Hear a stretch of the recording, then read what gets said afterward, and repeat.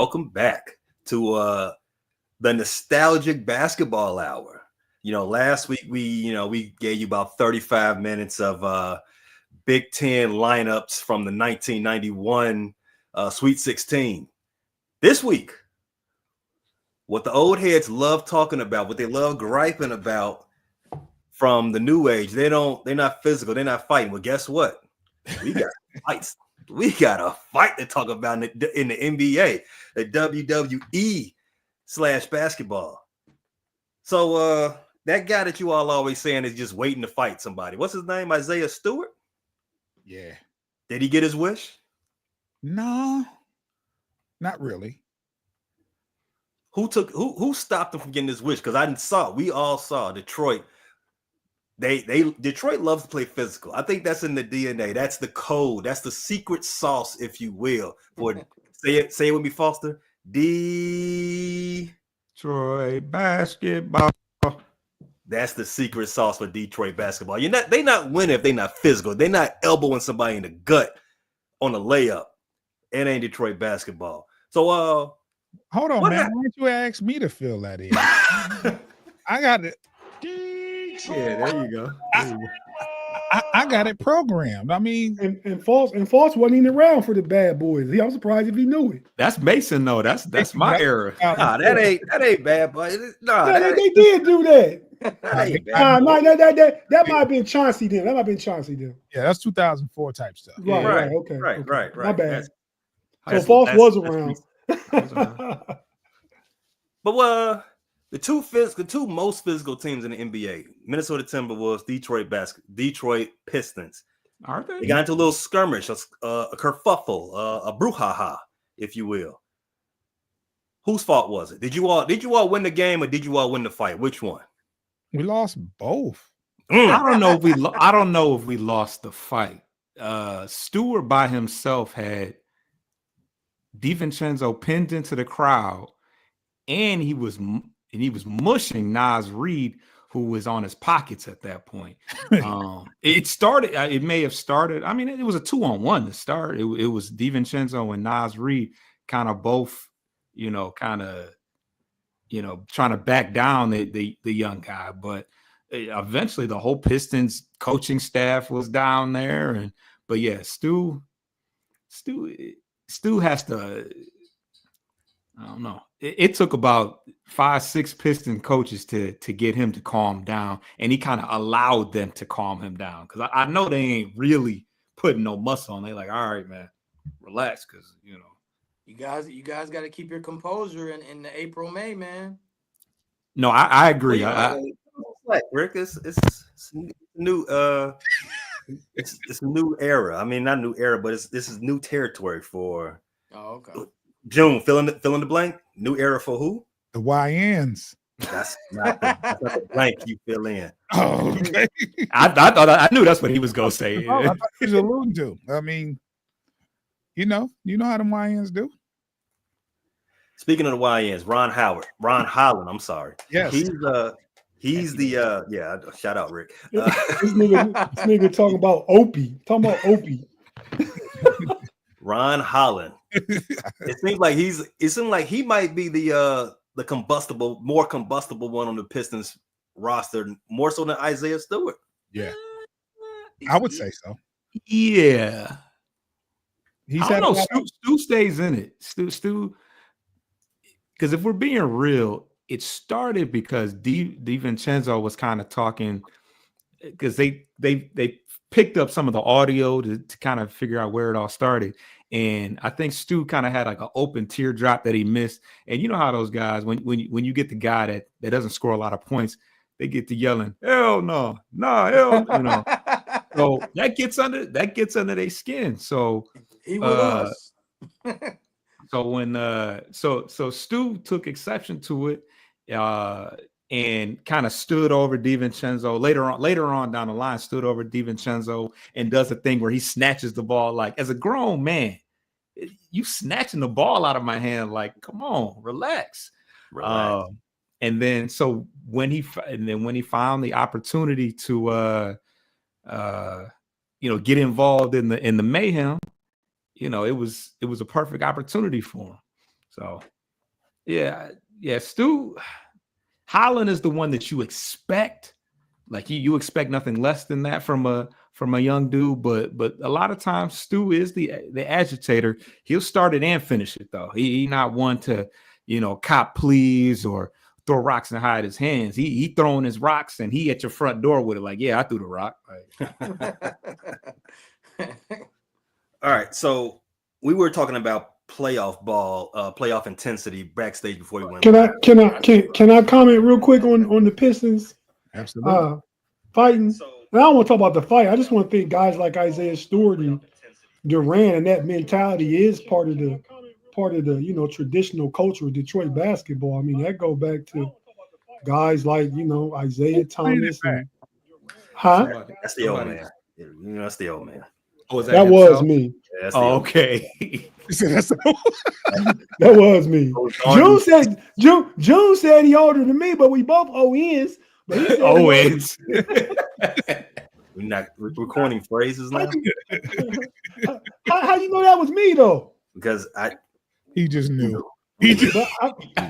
But see, you never can tell because I've had him do that to me before, and it was him. Because he know he can put the blame, trying to put the blame on. Like Isaiah Stewart, I would throw a rock and hide my hands. He knew it wasn't him, so he said it had to be. Right. It was. I was sharing the podcast and I left it on. But no, I was just saying, man, I think that's Detroit basketball, like y'all was saying, man. I mean, going back to Isaiah Mahorn and Mark Aguirre and Rasheed Wallace and Ben Wallace. I mean, every time Detroit do is good, they got that kind of mentality. So they back to being good again. I know they put belt to ass on us last week. So, hey, Cade didn't even play against the Timberwolves, did he? Or Tobias. No. He hasn't played the last 3 games. Why hadn't he hurt? Calf injury. Calf bruise or something like that. Okay. No, and I just wanted to say I do agree with the sentiment. Somebody kind of questioned it. Are they the toughest teams? The Timberwolves is tough though too. I mean, are they? That's what I didn't get. Yeah, Randall. You got Julius Randle and Edwards mentality. Your boy from Illinois, what's his name? Little Shannon, Terrence Shannon, little young cat. I mean, DiVincenzo, what the WBOY with hands. I mean, they come at you. So any team with Gobert being the toughest. But I don't think he's the toughest. No, he's definitely not the toughest. No, not him. I'm just saying as a whole, when your starting center is the Frenchman. Right now, if the playoffs ended, the T-Wolves will play the Clippers, 7-8. Yeah, and they say bye-bye. Yeah, to the Clippers. I don't know. Clippers been playing some ball. That's 6-1, half a dozen of the Clippers other. Been hooping, man. Clippers been hooping. I mean, to expound on Tate's point, though, when Detroit is good, they are a physical team. But to again circle back to an earlier conversation, will this help them in this new frontier of postseason basketball? The Pistons, like I said, they do delight in being a physical team. This game got chippy very early, right? There was a lot of fouls, a lot of talking, and it was working in the Pistons' favor until the hands started getting thrown. It was up 16 points. We were up double digits for certain. Yeah, 16 points before the hands started getting thrown. And after that, after all the techs and everybody got thrown out, 7 techs in total. T-Wolves ended up winning about 30. It wasn't. Was it? How much was it? I think they outscored the Pistons from that point on by 30. Mm-hmm. Yeah, 19. 19. I was watching the second half, and that's when I wondered where's Cade at. I mean, but yeah, okay. I mean, if you look at it, Cade and Tobias did not play, and then you ejected 3. Sasser, Stewart, Holland of the bench, and your head coach. I mean, and we had Luke Walton as the coach.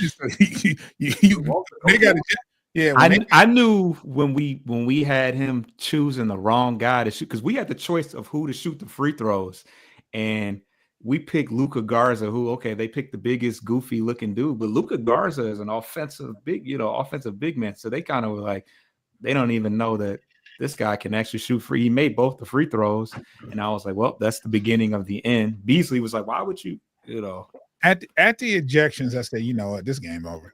There's no way. Yeah. We're already undermanned. It's just right. You just ran out of bodies, really. We had Lindy Waters and and Edwards thought was acting like he was playing again. Who? Lindsey. And Reed was playing. Reed got in this. Yeah. Reed played before half. He only gets 3 minutes a game. And, when we're killing him, yeah. Another thing that Tate brought up. Another game earlier in the week before all the scuffle. The scuffle heard around X, Twitter, or whatever you call it. There was a division game. It was a division matchup. I don't think these two will meet in the playoffs, but the Pistons did play the Cavaliers this week. You two gentlemen, June, Tate, how did that? What was the story behind that game? We know who won, but what was the story behind that game? Oh man, you muted, Tate. I said I digress. I'll let June go ahead and run with that. We already said what it was. We got belt ass that game. That's just what it is. It ain't no reasons, no excuses, no good calls. They just didn't come with the intensity they needed to come with. Detroit hungry, trying to potentially fight for fourth place, right? They can have home court advantage in the 4-5 game. Yeah. So yeah, and JB for JB, and we already beat them at the buzzer. So they came ready to play, and we didn't. That's my perspective on it. What it is, and it's a simple recipe for the Pistons. Most games, and it was no different than versus Cleveland. Pace.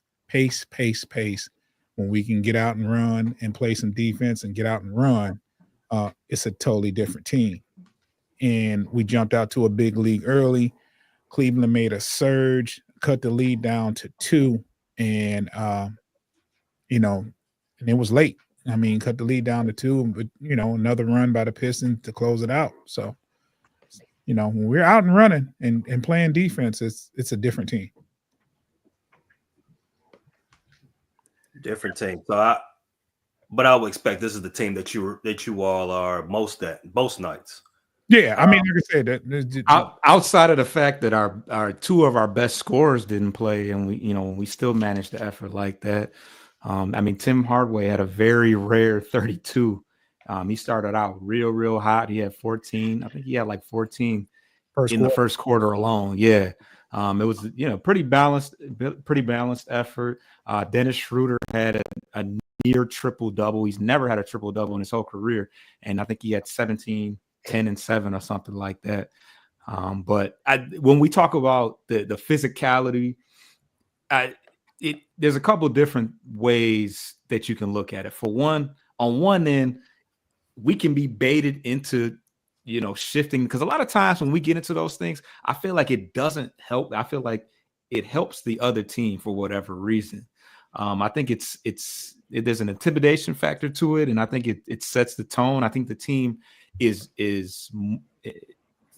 a brotherhood there. They back each other, which is why we're so good, even when Cade doesn't play.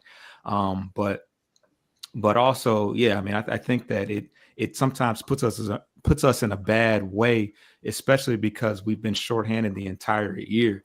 That when you start losing those bodies and we start talking about not just technical fouls, but ejections, it can definitely put us in a hole in some ways. So I think it goes both ways, but ultimately, whereas teams have to get adjusted to that physicality come playoff time, we've been physical since day one. So there's no adjustment period for us. We just kind of get back to where we've been all year. As Tate mentioned earlier, you all still have the opportunity to get into the 4th seed. You're only 2.5 games behind. No, 1.5. A game and a half behind the Pacers for number 4. The Pacers, they're not slowing down though. They're 7-3 in their last 10. 1 game better than the Pistons. So if that is going to happen, you're going to play even more physical, but even more better, and get well soon, Cade. Those Pacers are also 3 games ahead of the Bucks. As I said, they will stay ahead of the Bucks, who are the number 6 team in the conference right now. 4 games ahead of the Atlanta Hawks, of falling into the play. And we don't think Glenn's gonna do it like that, though, right? Yeah, Nah, he ain't gonna fall into the play. I mean, Dame is out for the rest of the year, right? Yeah, indefinitely. They haven't said if he's out for the year. They said indefinitely, but we don't know. I mean, blood clots are obviously serious. Yeah, very.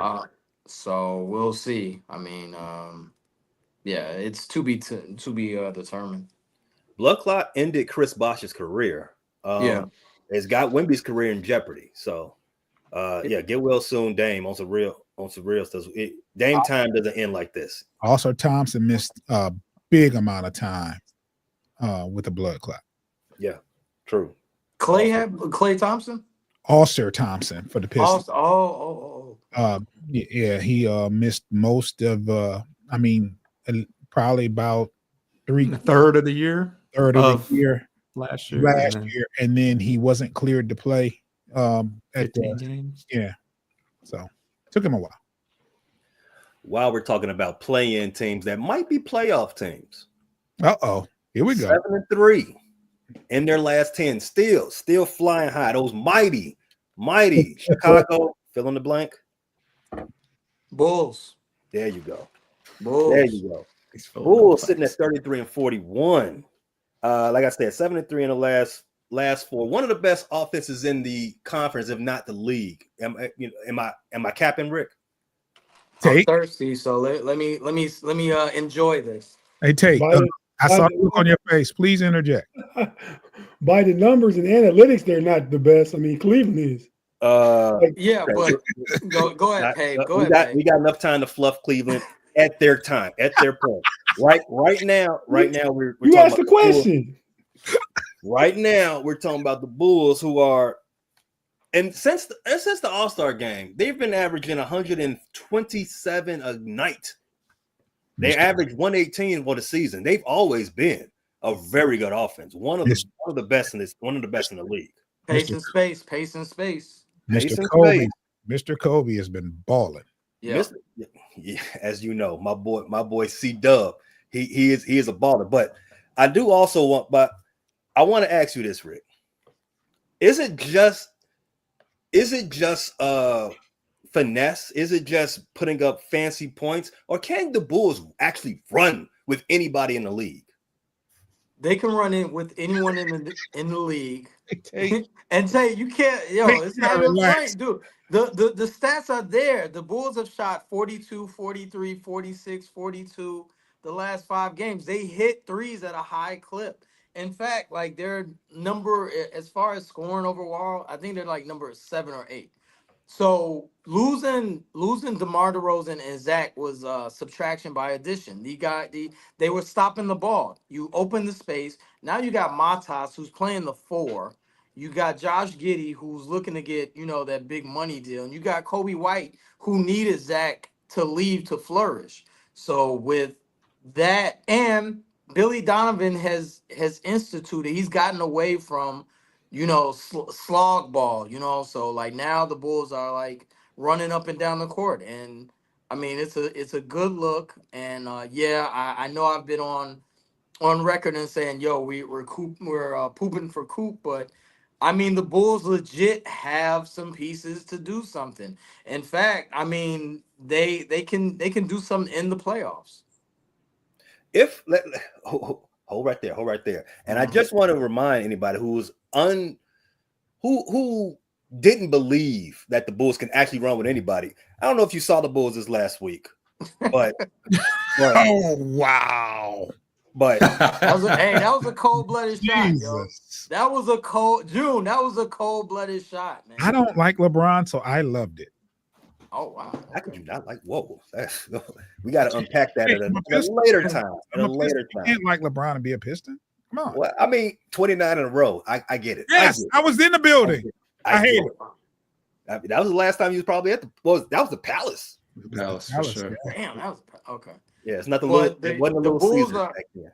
the Bulls are showing they're showing Montas is showing you that next year he's going to be something to be feared, so to speak. So, I mean, and Kobe White has been unleashed and he's cheap.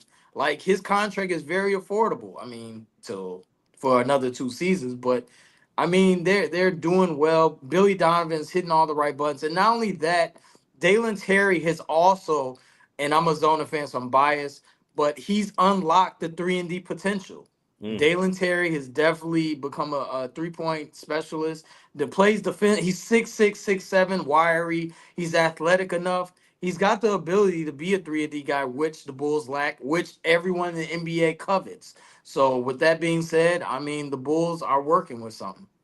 Yeah, I always say behind the success of any man is a powerful or a great woman. I didn't know who Playboy Cardi was until Meg, and now Dalen Terry's been unleashed. Shout out to the hotties. I mean, we got to give it up, right? I got some numbers for you. Last 16 games, the Bulls are averaging 22 fast break points. That's number 1 in the league. They're averaging 57.8 points in the paint, number 1 in the league. 122.3 points per game, second in the league. Preach. An assist to turnover ratio of 2.3, second best in the league, and their net rating is 8th in the league at 5.9. 11-5 Crisco. Yeah, 11-5 record. If Rick, I know Miami Heat, they've gotten out of their funk lately, and they're not going to help you out in any facet, right? But the Hawks are right there. The Hawks are right there, and we already talked about Glenn. He has a penchant for doing that Glenn thing. We already talked about Dame time, that the batteries might be out on the clock right now. If you all were to make the playoffs, not the postseason, but the playoffs, the Bulls, you want smoke? Who don't you want to smoke with? I want smoke with Cleveland. I want the Cavaliers. I think I think the Cavaliers are very vulnerable to. First of all, let me break it down. First of all, Mobley does not do well in pace and space. He does not. So if you spread out that team, you know what I'm saying? Mobley does not do well in guarding on the perimeter. It'll be a shootout because Cleveland does do well as far as shooting threes themselves. They're very efficient, but I think that this Bulls team that Cleveland hasn't really scouted for. They don't know what they're going to get, as opposed to when Zach LaVine and DeRozan was there, you knew what you was expecting. Now when the playoffs come, I think that the Bulls could take them to 7 games. I mean, they would lose, I think, but I think they could take Cleveland to 7 games. Retort. But you're right about that, Rick. You're right about that, because Tate, and he's going to retort in a second, he said the same thing last week, if I'm not mistaken. Is Zeke anywhere nearby for backup, just in case? Nah. Okay. Nah, it's just me. It's just me today. Okay. I'm waiting for Tate.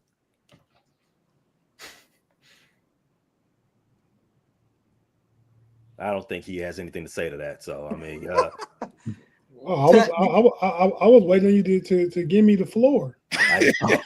we didn't say, and Tate was going to retort. Yeah, then I thought you was holding me off. You wanted to ask another question or something? Nope. 7 games. Okay, let's go. Well, first of all, Cleveland averages 123 a game, so 118 ain't even close to that. Over the season, the Bulls were garbage. They had Zach LaVine majority of the season. Okay, and just a month ago, y'all was calling garbage. Now y'all got some Duracell in your back, and you're super hyped now off a few good games. As we should. Yeah, the Four Locos still get sold in Chicago, bro. we got gas for days. This is going. When are you supposed to play your best ball? In January or in March going into April? Exactly. In March going into April. I agree with you. There we go. But a season is a season. The same stuff you had on tape. You got different play. And that's why the ball movement is there, because you got rid of LaVine and DeRozan.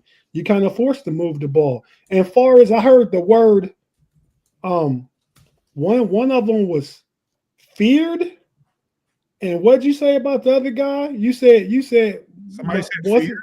Yeah, it was feared for what's the European name? Matas. Matas. You should fear him. And I said the second other, year. I said in his second year though. I said in his second year you're gonna be nice. So yeah, but no, he's not going to be feared though. He could be a better player. You know how strong the word feared is. I used that word fear, and Paige corrected me, so we're not going to use it. And then who was the other guy y'all talking about? We talking about. Were you not listening to us, or you just blanked us out? Like you just totally blanked us out. No, but I was waiting so long for you just to go on your pandering to the frustrated Chicago sports channel. I was trying to take notes in my head. Who's y'all talking about? Follow the frustrated Chicago sports fan channel on YouTube everywhere you get your podcast. So who's the second guy y'all talking about? Not Kobe. Kobe White. We talking about the UNC Tar Heel. Kobe White. Terry, Jalen Terry, because Jalen Terry. Jalen Terry. Shout out to the hottie. He's a knockdown 3-point shooter. Lately, he has been. He has unlocked that. He's definitely unlocked that. Pat Williams. Yeah, he's better. Really? Dude, Jalen. Hey, I've been watching the Bulls game. The last two games, Jalen Terry. He's been. Dude, he's. Will we concur 10 games is a small sample size still? It is, but like Pay said, like you want to play your best ball March, April. Are we not agree? We're all basketball aficionados. So like I would want my team to peak around March, April, May. I would agree. I root for Isaac Okoro all the time. You know what he do in the playoffs compared to what he do in the regular season? Trash. He hasn't got it. It's a different level. It is a different. So that's what I'm saying. We got to see. Yeah, going in from March 31st to tomorrow, April 1st. He's raised his game a little bit. But when April 17th come around and you in that playing game, and I hope y'all get what y'all asked for. I hope y'all get the AC to come to Cleveland. Hope you get it. Let me. Can I ask you this? Can I ask you this? Would you take Billy Donovan over Bickerstaff? No, not at all. Kenny. Nope. Why would I take over Kenny? Kenny just took a team. They got 60 wins right now. It made them better. JB Bickerstaff made his team better. Why would I take Billy Donovan? He's never done anything since he's been. Last time y'all was relevant in the playoffs was Tibbs was there. But Billy Donovan has done something in his league. He's coached 2 MVPs. He's taken 2 different teams to the Eastern Conference Finals. But continue. He coached Russ and KD. Didn't he coach KD? The little boy Scotty Brooks looking dude was there. He did. Scotty Brooks looking dude. Scotty Brooks is in the NBA, but yeah. No, but still, that was Scotty Brooks, wasn't it? He was the coach. Right. That's what I was thinking. Scott Brooks got I was confused. But yeah, so I hope y'all get what y'all asked for. Because it won't even be a gentleman's sweep. It's gonna be a straight sweep. Going home. Y'all just didn't want to make the play-in a month ago, though. That's what I can't get over. Trash. Listen. When you want to eat something for dinner, don't you change your mind? You're like, nah, I don't want Wagyu. You know what I'm saying? I might want lobster tail. You know what I'm saying? Like, you might change your mind. I changed my mind. I want to get in the playoffs. Yeah, you want to get in the playoffs. You're entitled to change your mind, but not change your take. Either they is garbage then and they garbage now. I mean, there's a difference between changing your mind and changing your take. You put something out there on tape. Nah, I mean I did, but I mean I gotta listen. That's it. I'm looking at the team and the way they playing. They definitely can play with the Cavs. I mean, I'm not wowed by the Cavs. I mean, they're good. Except for 60 wins, and y'all already got 41 losses. Y'all gonna be below 500 The Atlanta Hawks won 66 wins one year with Kyle Korver and Jeff Teague and Millsap and Joe Johnson, and they got killed by LeBron. So it can happen. Y'all don't have no LeBron. Y'all got Matas and Dalen Terry. Shout out to Dalen. Shout out to Dalen Terry mom too. She's a nice little fitness trainer. Oh yeah, just saying, I'm trying to pump up her for fitness business. That's all. Oh, pop up what? Bulls got Kobe though, so don't shade him too fast. Hey, Pay. Let me ask you real quick. Seeing what you've seen in March Madness, if y'all had the first pick, would you take Cooper Kupp? Cup plays in the wrong. That's a different league. Flag. Cooper Kupp. Man, all the wee boys named Cooper, I get confused with. They get confused with y'all. So What's next? They all look alike. Yeah. Well, their names sound alike. We're getting very dangerous until they get a flag. HR gonna be calling. I got a question for the group. This is a because we talked about this player a lot. You didn't ask the question. Would you take him first pick though? I don't know who that is that you're talking about. I said Cooper Flag. I don't know if you'll take a Duke guy with #1 pick. What's the relevance to this? Would the Bulls take Cooper Flag and would you support him? North Carolina. I don't care who. North Carolina. He's not a Bulls fan. I'm just saying he's a North Carolina fan. Will he take? I don't care where Flag goes. He can play anywhere. If that's his take, will he be comfortable drafting a Duke player? With the Bulls have a long history of drafting Duke players. I mean, I don't know what the point. If they drafted Cooper Flag, would he immediately be the best player on the team, outshining Kobe White? Probably. No. I don't. That was so difficult for him, y'all. But go ahead, Pay. I'm sorry. I don't get. He would not be better than Kobe White. Out the gate, I would hope that Kobe would be the best. I mean, there's an adjustment period, but yes, we don't know yet. But we have to see. Last question before we get to our break. I just want to get the tape because this player was rumored to go to Detroit. Zach LaVine, longtime Bulls player, so I know Rick is very, very familiar with how he plays. And he was also, I mean, the Cavs did dip their toe in that Zach LaVine water too last summer. The Bulls' record this season with Zach LaVine is 20-28. Their record since trading him is 14-13. The Kings are 10-13 with him. Why is Zach LaVine? Why is Zach LaVine's game so antithetical to winning? Why do losses just follow him? He's just the epitome of empty stats, I guess. Yeah. I mean, because I'm not gonna lie, beginning of the year, I was all for going to get him, and he was having a great statistically. He was having a great year, but I don't know if it's the fact that he's obviously not a good defensive. He's he only plays on one side of the court, or it's the fact that he's not a #1 option, but he's a very serviceable #3 option. He's just kind of a tweener, I guess. I don't know. #3 option? I mean, exactly. I'm saying that if he was a #3, he's not a #3 option, but I think that you muted Tate. Yeah, I don't know. I don't know what yes, he is saying. For him to be involved with wins, he would have to be the third option. That's what I'm. Yeah, I mean, he's a great scorer. He's not winning at the #1 option. His game is a ball stopper though. He needs to he's not fluent with his scoring.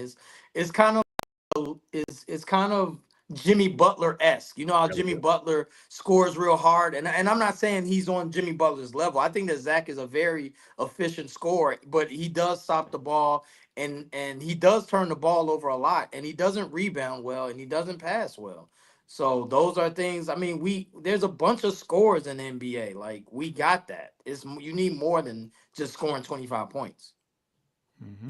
If we could go back about 6 or 7 episodes, trade deadline time and talk like that, I said Zach LaVine doesn't affect winning. He's not that good. And that's everything everybody just said right now.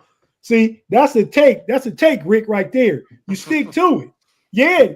I mean, Zach LaVine putting up buckets, but I'm still sticking to my take. He doesn't impact winning.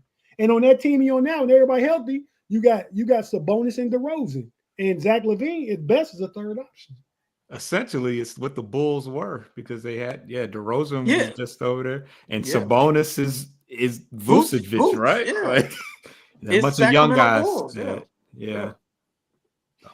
Extension, just an extension of the old. By the way, Tate, your take, you didn't go out on a limb and stay on it. I mean, pause. You know what I'm saying? Like, your take was like, I mean, we all know that. I mean, I'm glad you stayed on it, but I mean, all basketball people that we watch the game, we know that. You know what I'm saying? So why would we say otherwise? If he showed us different.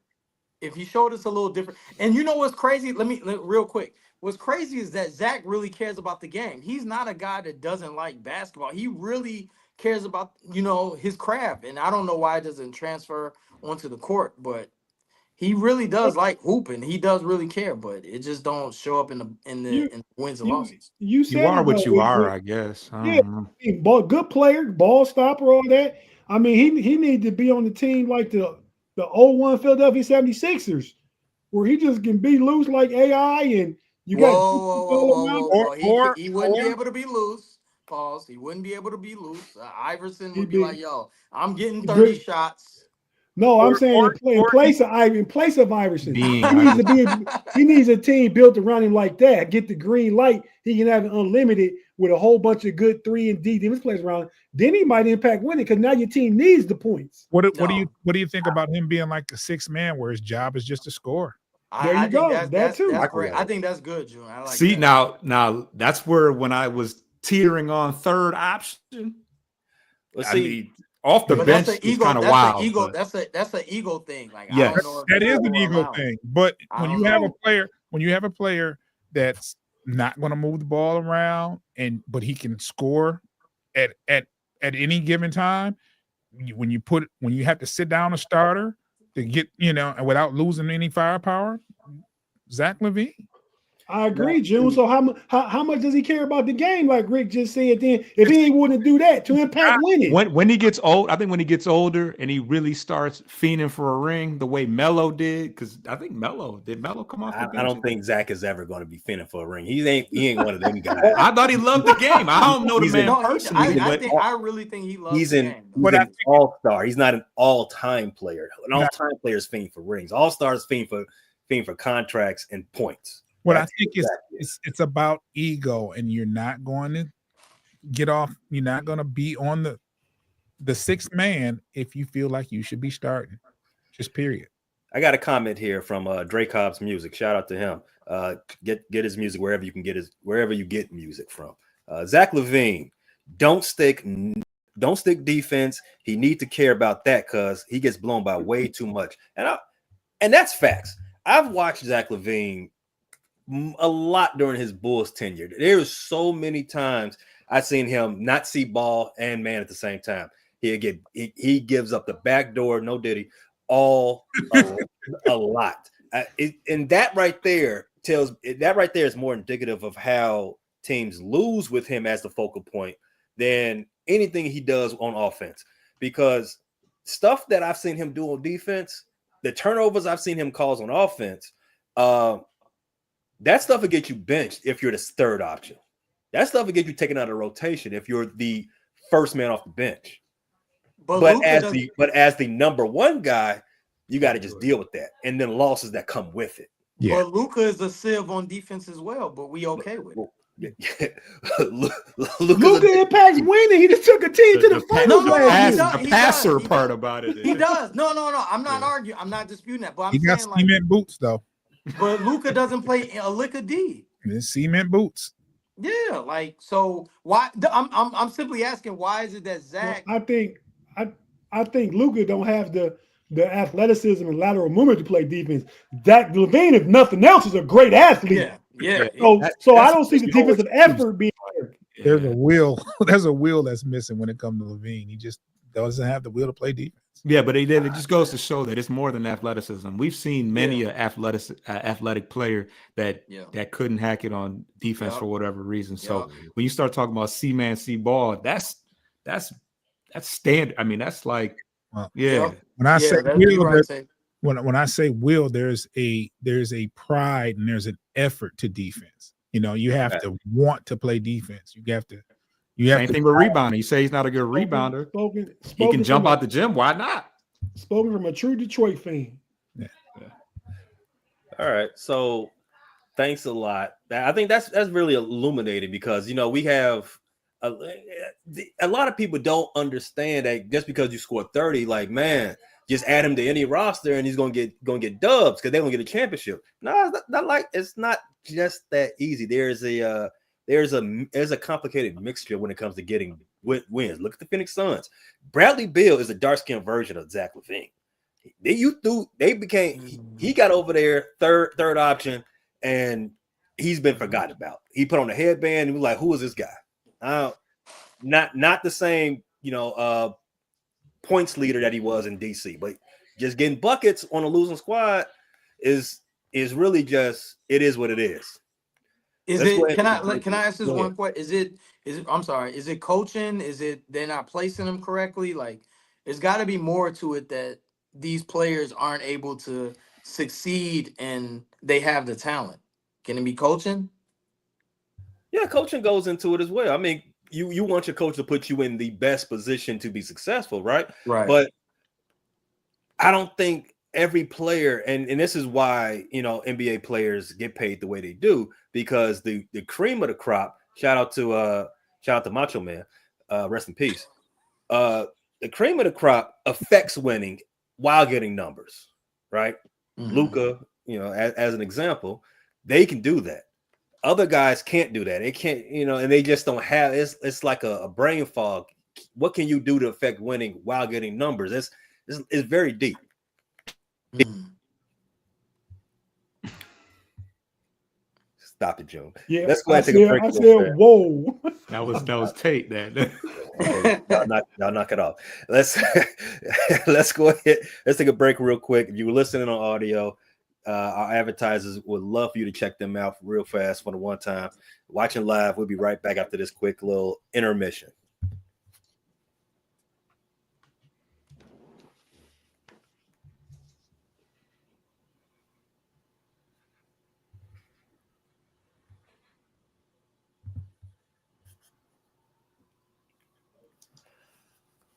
Welcome back, fellas. There is some other big news around the NBA. I thought my boy, what's his name, Jenkins in Memphis. What's the former head coach's name? Taylor Jenkins. Taylor Jenkins. I thought him getting fired a few weeks before the playoffs for a playoff team was huge news, and it kind of is. But I think what Adam Silver had to say at his press conference of 3-4 days ago is a little bit more seismic. I don't know if you all got a chance to listen to it or watch it, but he admitted that the All-Star game was fill in the blank. Trash. There you go. There you go. He said it's a miss, but we don't know. He said he doesn't know what they're going to do next, but he admitted that this year, not the best, not their best showing. I kind of I liked the attempt, but just like my boy, unlike my boy Lethal Shooter, the misses kept coming. They didn't understand it now after the first one. I understand it now. But the other thing that probably got more people's ears perked up was what he said about Europe. They're going to move ahead officially with plans to expand the NBA in Europe. I'm not gonna get too deep in the weeds with it, guys, but would you like to see the NBA with, I don't know, a European division? No. You mean like travel, like have to travel over to Europe for a road trip? I mean, why not? No, that sounds trash. I mean, you fly a lot, Foster. Hey, how A lot. Never been overseas for the record. What? Never been overseas. Hey, you know what? At first, I thought June was joking when he said you was a mule, but now it's starting to make sense. The boats pull up to my port. And you don't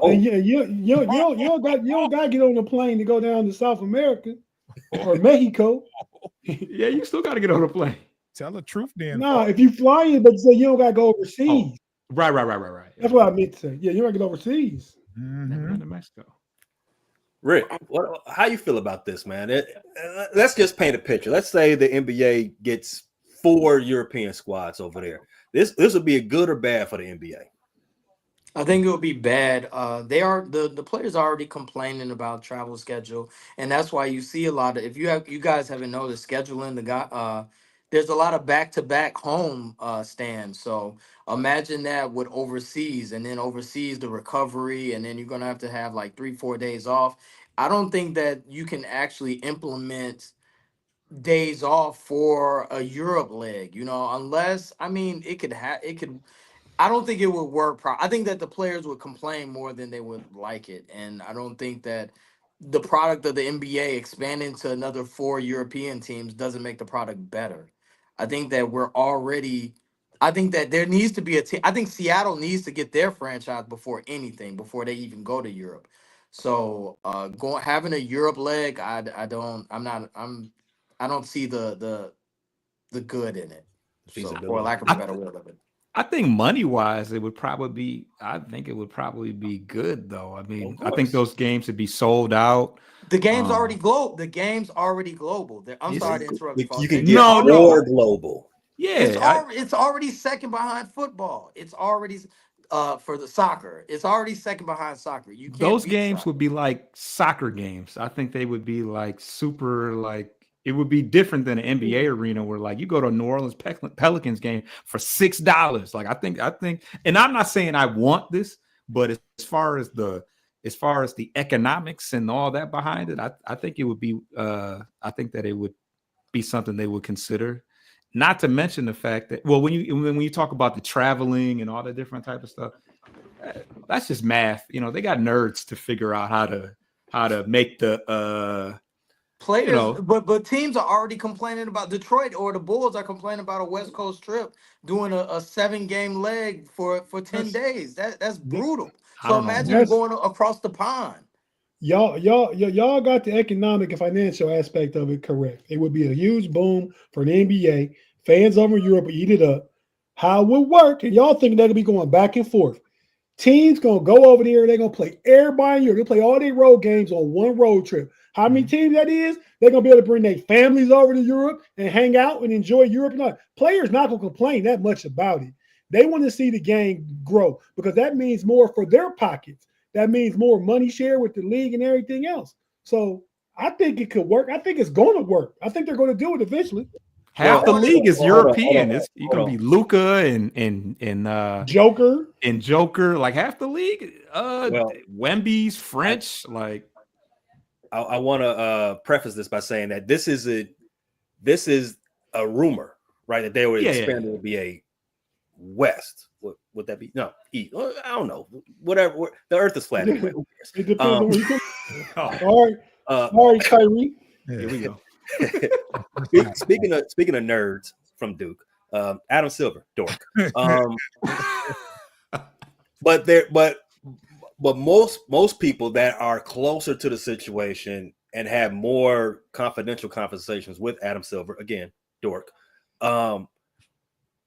What probably the easier thing for the NBA is probably going to do is steal teams from the Euro League that's already over there and make their own NBA in Europe. Right. And as you can see the machinations flowing, that's probably an easier thing to do, for one, from a logistical standpoint, as far as travel. And two, you can finally fix the All-Star game. You can finally have USA versus the world. Mm-hmm. But so you mean put a stamp, NBA stamp on a Europe League team, or I don't know. Yeah, I mean is USA versus is America, is USA versus the world All-Star? Is that really the biggest issue that the NBA has? No, that's what I was gonna say. You're right, Ricky. I don't agree with that. I mean, they would do that, but that's not the biggest part of that puzzle. Exactly. No. I think that's not the biggest issue. No, I don't agree with that. No. I think that adding more teams is really diluting the product, and I don't think we need more teams. I think that we're already seeing an inferior product. Like I wish they can downgrade, but they're not going to do that. But I don't need to see 40 teams in the NBA. I don't need that. That's true. I agree with that, but the objective and goal for every business is expansion. Yeah, get bigger and get more money. Yeah. They're making a ton of money. You got SGA is about to make $1 billion. I mean, it ain't never enough money, though. Never enough. You can never start a statement saying they get enough money already. Says nobody ever. Yeah, I know. No, you're right. Karl Marx said it. I'm pretty sure he said that. And you call Adam Silver a nerd. Karl Marx said it, and the color of the blood of a capitalism is definitely green. There's never enough money. This is how the NBA is worth. Can we get a team in Seattle? That's all I want. See a team in Seattle. How about that? I mean, yeah, I would prefer a team in Seattle before they do anything else. And I agree, Rick. I think the product is a little bloated right now to the point where A, is diluted in talent, kind of like what you had in the 90s. But, we ain't got to talk about that right now. And B, to go back to Foster's point, you can go see a Pelicans game for the Finball. And because one of the reasons because they don't have a suit, because Zion is not a fill in the blank superstar. There you go. In shape. Even better. And that's a sawbuck with tax.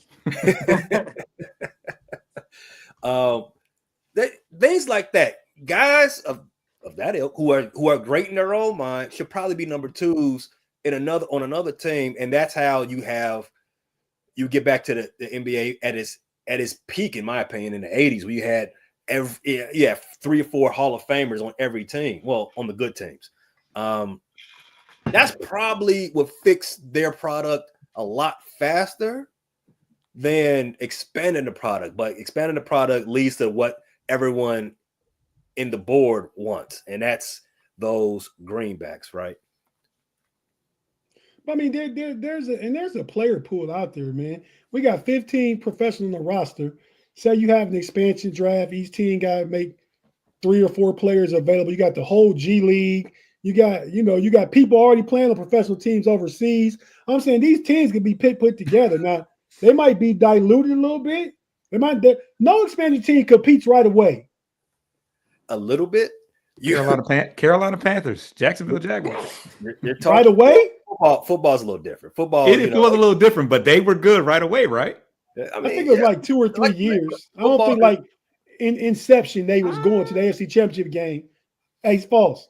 I was a grown man watching it.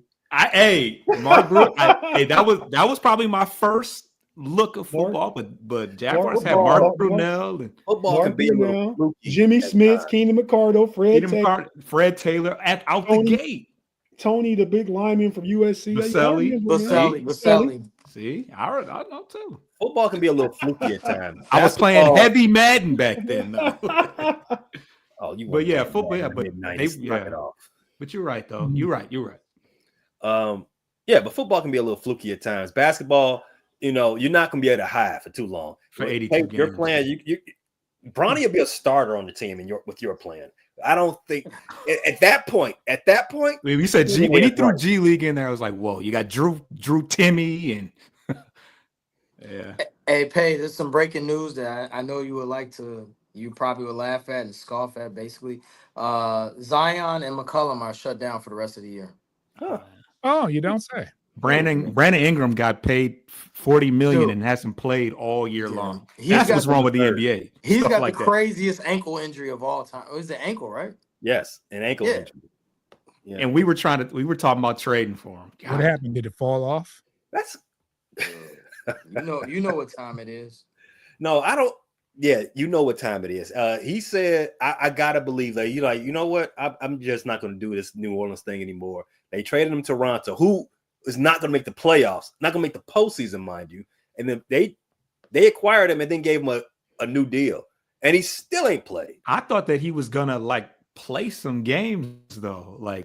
He's still sitting over there. And there's no reason to start him play him for the last 10 games. So I don't know. They just printing money. Is Zion getting traded in the offseason? Who would do that? Ooh. Who's desperate enough to do that? You got a crazy contract. I don't know who would do it, but you know who would? Nico. Obviously, the Raptors would. Oh, yeah, you're right. Yeah, Nico would. Yeah, Nico got to be the worst. When KD falls through, your last ditch effort. No, Dallas. The food in Dallas is pretty good too, I think. He might go to San Antonio, KD. Yeah. You ain't got no choice but to lose weight in San Antonio. Lose weight? Well, you know what?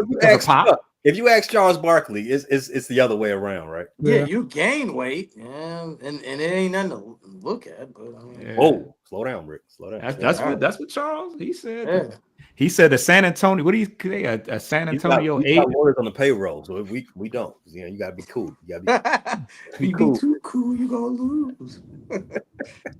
You gotta be cool. Hey, what's coming up this week for Detroit Pistons? Y'all got any marquee games on the schedule? We got OKC coming up. Yes. We got to wait and see how extensive these suspensions are. Yep. I think Cade's on his way back. He's been out for like over a week, and I don't think he's super hurt. Tobias, I don't even know why. These guys look rather healthy over on the sideline, but or at least in my mind, I'd be thinking like he looks fine to me. For you being kind of difficult. Oh, he has on a jacket. He's fine. Doesn't mean that they're healthy. Yeah, in my mind, I'd be like, he's smiling too much. He can't be in too much pain. Cheering like something's wrong with him. I'm a hater, so it's like, you know. Damn, Foster, why you gotta get your rich ass out there and play some games? Oh man, you a shut up and dribble guy. Okay. Hey, yo. You're a shut up and dribble guy, huh, B Falls? All right. Hey, man. These see how the color, see how the true colors come out, man, on Monday. I told you, I watch Foster, man. Foster, boy, go. Yes, but we got so we got the Thunder. That's a game on ESPN. That's on Wednesday. We got the Raptors. Speaking of teams that's just giving away money for nothing. And then we got the Grizzlies after that, which should be interesting with the new coach and whatever they got going on. That's I know, Pay, you didn't go in extensive, but that's mighty weird that Taylor Jenkins got fired. And I mean, it shows you that superstars definitely run the league, because there's been reports that Ja doesn't fuck with Duke, for lack of a better word. I'm sorry. Ja doesn't rock with his offense. He really wasn't in tune with the head coach. So that spoke volumes as far as why he's had an off year and why he sat out multiple games. And, that's kind of, that's kind of sad that, Taylor Jenkins, he was a good coach. Taylor Jenkins is a good coach. That's Ja definitely wasn't feeling him. So wasn't he just coaching a year or two ago? 2 years ago. And Ja ain't been on the court. He been injured and playing with guns. And he still held the fort. He still held it down. So he over there playing with pistols. Then he stuck up Jenkins for his job. Dang, that's messed up. Speaking of the Thunder. Speaking of the Thunder on our schedules coming up. Oh my God! Yikes! Where is beat anybody, huh? Where's Jeffy and Matos at? Where they at? Hey man, it was a. They better not be playing. Like you said, yes. Any given day, you can have an off game, and the Bulls probably not hitting threes. I'm not watching the game. I'm doing this. So let me see. I'm doing a pod. I mean, I'm sure if I was. This is a giddy homecoming. He's supposed to be getting. You were happy. We had to play him. So yes. Hey man. Hey. The belt. You know what it is. The Bulls are shooting 3 for 19 from threes. They're not hitting their threes at all. Right. Yeah. Look at this. Giddy's 3 for 11. Jalen must not be playing. Well, what is he? Or Dalen? That's him right there, right? 1 for 3, 0 for 1. He got 4 points. Fear coming out. Montas got next year. What is OKC doing? It's everything. Having their way. But you know what? Whatever they want to, June. They're not really. They just balanced, I guess. Yeah. Jesus, SGA only has 14. Well, that's enough for a half. Wait a minute, that's enough for a half. That's a lot for a half. Wait, what? Isn't it halftime? Yeah. He's 14. He's got 14 and 7 at half. That means he's going to average. That means he's going to get 28 or 30. Yeah, that's every night though. Right, he's doing an average night. Yeah, he's doing what he do. Yeah, so the bench must have a ton of points. Dude, Isaiah Joe got 19 points. That's what I'm saying. The bench got to be getting off. Let's see what the bench has. This regular. The starting lineup is regular. Chet got 2. Yeah, they got a Joe. Isaiah Joe got 19. Yeah, I just said, Isaiah Joe, Yeah. 7 for 9, 5 for 7. Yeah. While this doesn't look good for the Bulls, it doesn't. There's no way you can make it look good. This looks worse. This game that's pulling up right now, this is actually the worst of the night for the Bulls. Miami Heat, after going on a 10-game losing streak and then getting their mojo back in Jimmy Butler's face, I think this would be their 5th straight win. Didn't beat the Pistons though. Yeah, you're right. Wow, Foster. You're right. Yeah, so this would be Miami's 5th straight win. Yeah, coming into the night, they Miami Heat and the Bulls were tied for 9th in the play-in. So yeah, things to look out for. What else is on the Bulls schedule for this week? We got a back-to-back. Obviously, we're playing OKC now. Tomorrow we play Toronto, and then I think Friday we play. The Bulls play Portland. So it gets kind of easy. It gets kind of fairly Watch easy. out for those Portland. Them YNs, man. Them YNs in Portland. They play when they want to.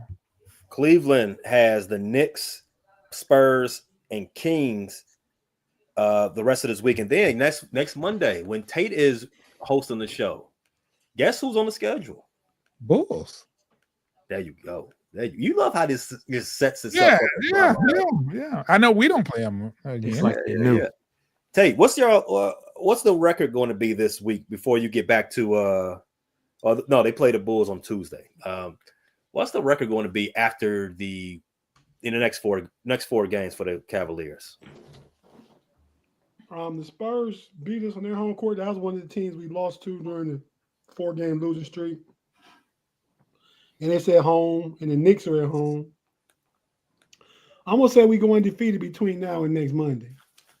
There you go. What's that? No, I was repeating what you said. Oh yeah, between now and next Monday we go undefeated, and then the following day we can talk about next week. We're gonna give Rick what he been asking for, that matchup. Damn. So I see 4 wins the next 8 days. You said it's the Knicks, the Spurs, and who else? Oh, the Kings and then the Bulls. Kings, they were up all night on Indiana and back to the Evan Mobley thing Rick mentioned earlier. Teams have identified, and he was getting toasted. He was getting cooked against Sacramento. He had to step out and play DeMar DeRozan. Teams are putting him in the pick and roll and making him guard really tough one-on-one covers. James Harden got the best of them. DeMar DeRozan got the best of them, which they get the best of a lot of NBA defenders. So I think that's just a tweak in the defensive schematics. The Cavs got to change some up so you don't have that whole switching and stuff. Even if you go under, make those guys make shots. Let Evan Mobley drop back in the paint, where he's probably the best help side defender in the entire league. I can agree with that. He is a very good help side defender. Yeah, he's very good. He is. I see that the Cavs have a 4.5 game lead on the Celtics for number 1 seed. They have 7 games left. Speaking about the Cavs, 7 games left. Of those 7 games, of those 7 games, 5 are against potential postseason teams. I'm not counting the Spurs and the Kings as postseason, but 5 are in the Eastern Conference: the Knicks twice, Bulls and Pacers twice. The question I have is there it could possibly be the Cavs don't even, they're resting guys by the time they play the Bulls. I was thinking. Well, if they win 3, I think as of right now they got to win 4 to clinch the Eastern Conference. And I mean, and they've been resting guys. They have sit Donovan Mitchell a game. They have sit Evan Mobley a game. DG has sit a game. They haven't been just resting guys in totality. They've been resting guys in cycle. What Foss don't like, that load management. Foss is against load management, and Rick against going to Europe. So everybody gets some. Foss say, "Get your ass out there and play. You making $40 million." I don't even like the terminology of said management. That's crazy. And I'm surprised because the YNs like your age started it. That's not true. Kawhi started that. No, that's not true. Kawhi Probably Tim Duncan, but Kawhi and Pop took it to the next level. Then he let Kawhi run away with it. Now it's the expectation. Yeah, Tim Dunk popped. I remember it became really clear in the 2014 season. Or was it 2013 season? I'm not. It's one of them years that the Spurs went to the finals the last time. One of them years they was clearly dogging the regular season because they knew they had. It was 14. It was clearly dogging the regular season, and a lot of big time matches because they wanted to smoke for the postseason. And it expanded. Load management expanded from there. But yeah, Kawhi Leonard is the poster child of it. But but I don't want to go on a tangent. But Kawhi is seriously hurt though, so I mean, he gets an unfair rap. Now you talking about now or back then? He gets an unfair rap in general. Don't forget Foster's on the panel when you say stuff like that. First ballot Hall of Famer. More than likely. It's not saying much. But Kawhi started that stuff when he was young. Pop was trying to save an old Duncan for the playoff. Kawhi like 25, 26 years old started that stuff. Why was hurt? He's still nursing the same injury he got in 2015. Then retired because like what? Whoa. That was 10 years ago. Foster. It's 2025. You forget. I want you to stop going to work. Or if you really Foster does not work. You really are a shut up and dribble guy. I want you to stop going to work. Stop accepting the money that they give you. I don't want to see Kawhi Leonard's backup. I don't want to see. For the record, Foster does not work. Bones Highland is pretty good. I don't know what you're talking about. Bones Highland is in. He used to be his backup. Is in wherever Minnesota's G League is. They got rid of him. Yeah, I thought he was a good player coming out, but then he's fun to watch. Yeah, but but I don't know what happened. He must didn't get along with Kawhi. He must have been saying, "Coach, you playing me too much, man." Kawhi got to get in there, and he got out of there. You know how the star players get people out of town. They run. Pet peeve of mine.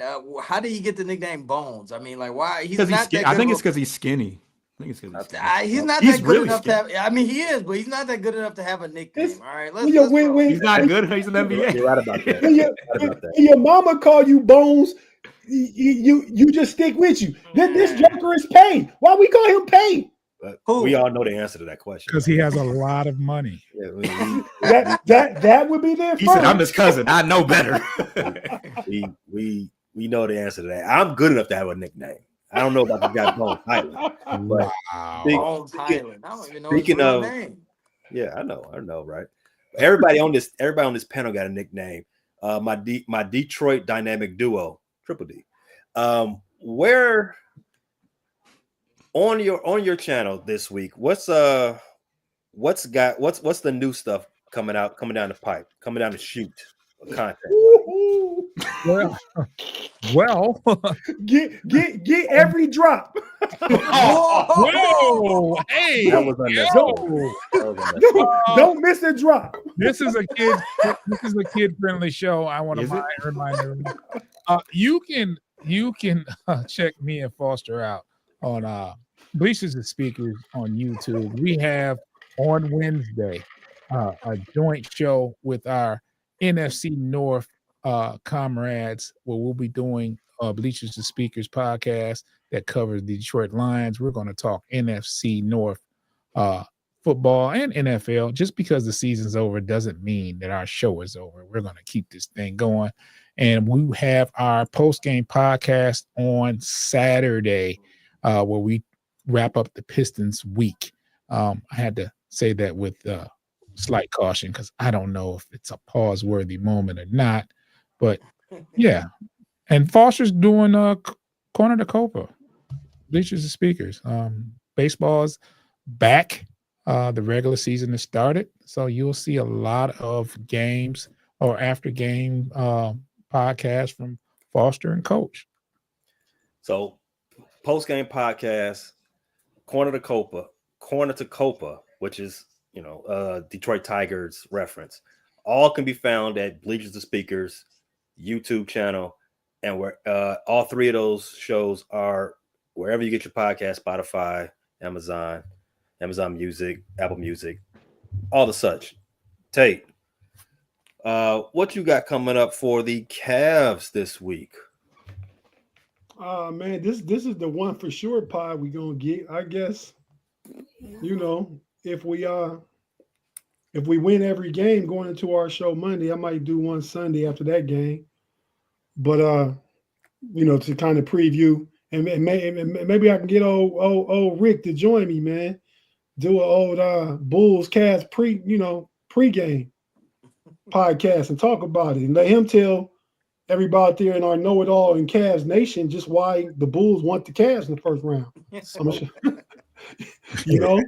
But nah, man. So we got this one uploading tonight, tomorrow morning. Then we'll see how the week goes as far as the That's Rather Cavalier channel. Check it out on Fans First Sports Network, wherever you get your audio.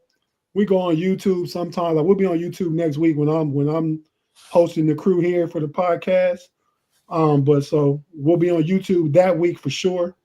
And then from that, it's kind of like, we'll figure out as we go along. So because I'm still hustling by myself right now. I had a team, they kind of bailed on me. They started acting like Jimmy Butler, to use a basketball analogy. So we'll figure it out and bring somebody up from the G League or something. But as far as everything else, on Wednesday, I'm on the Steel Curtain Network. Shout out to the Pittsburgh Steelers back here or back there, wherever they at. But Pump Your Brakes, that's at 8 p.m. on Wednesday. Then myself, Pay, the homies Big G and B Dirt. We got the Homies podcast on Friday night, Homies Overtime after that. And Sunday the Know It All. So yeah, I got a few different things going on this week. Looking forward to the rest of March Madness. By the time we get back here, we'll be getting done great watching national championship game right after this next week. Yeah. So let's go ahead and tentatively plan this thing for 7:30 if everybody on board with it next week. You don't got to say now, but we'll talk about it. But yeah, so that's about it, Pay. I mean, or Vince. I don't know. You my little cousin, man. I don't know if I got to call you by your nickname. I ain't never seen you earn it. Dang. Wow. Ended last week accusing me of Dirty Mackin, and now this week you trying to snatch my name from me. It wasn't Dirty Mac, it was just hating. You be hating on Aaron Rodgers. Everybody that know you know that. You hate on Duke. Everybody knows you know that. I mean, this ain't nothing new. This ain't no breaking news I'm putting out there. I don't think you understand what Dirty Mackin means. It was a term I understood long before you, bro. Long before you knew what it was. Then you may have forgotten what it means, or you may have forgotten what you said. But this is good. We're going to keep it pushing. Sports Life and Hip Hop. I appreciate the audience that Sports Life and Hip Hop have brought to the show today. What new content you all got pushing up over there, man? I seen Buns and Basketball. Buns and Basketball we already had out. This week we'll probably do a show. Shout out to my guys, Joe and Zeke. Zeke's not here today. My man, 100 grand, you know what I'm saying? But we'll probably, not probably, during the upcoming month, we'll do some car shows. We'll also interview. It's the best time of season for sports. Like, I'm sorry for cutting you off. You know who's in town. You know who's in town. This upcoming month, we're going to be interviewing some porn stars, some sex workers, as they like to call, and get more in depth on their lifestyle and why they make a lot of money and how to get involved and all that. Hip hop. Sports Life and Hip Hop, man. I said sex love. Hey, I'm gonna ask. Ain't no love in that game. Hey, Pay or Vince, or whatever I gotta call you. How come Rick ain't in the Slack? I need to get in touch with Rick, man. You can get in touch with Rick and follow him at Sports Life and Hip Hop on YouTube and Instagram, everywhere on those social media platforms. I follow Sports Life Hip Hop on Instagram, but I don't want to send no message to the whole group or put it in a live chat on YouTube. Hey, we'll talk, man. This is This is not a live conversation, Tate. I just want to know, like with the shows with the porn stars or whatever. You better get June. And you have somebody and you have a Chicago protege. Is this where Pay gets his nickname because you do stuff like these things? You already know. That's all I wanted. I figured it was. You just don't earn that name. You know, it's given to you by family. Yeah, right. Yeah. Right. Just like Bones. Right. But we got a lot of stuff. Whoa. I mean, not only are we're well versed in basketball and sports, but we try to do other things outside of that and get the people. And it's summertime shot, so like any of y'all come out here. We could do a show out here. We got our own studio out here, and We'll be there. like I said, Chicago summertime shot is the best, and it's approaching. So, like I said, y'all more than welcome to come out here. We do a show in our studio, and it's all love. That's right. Me and Foster get on the road and do a show there. Foster's in O Block every other weekend anyway. Got to keep that hat straight. Yeah, Foster is usually in O Block when you know. So. I don't even go to O Block. Well, Foster belongs there on BD. Oof. All right, and now we have to get off the screen. I don't want anybody who watches this show to have to see that.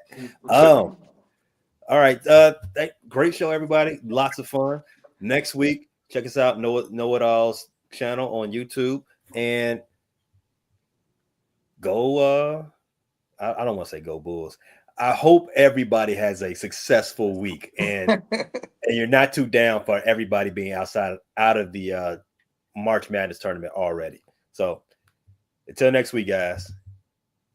Peace. Thanks for listening to this latest edition from the Frustrated Chicago Sports Fan channel. Whether you listen to this on Apple Podcasts or Spotify or watching on YouTube, make sure you like, subscribe, share with a friend, and hit the notification bell so you never miss a drop. And all my homies from Chicago, we say three things: bear down, go Cubs go, and sell the team, Jerry.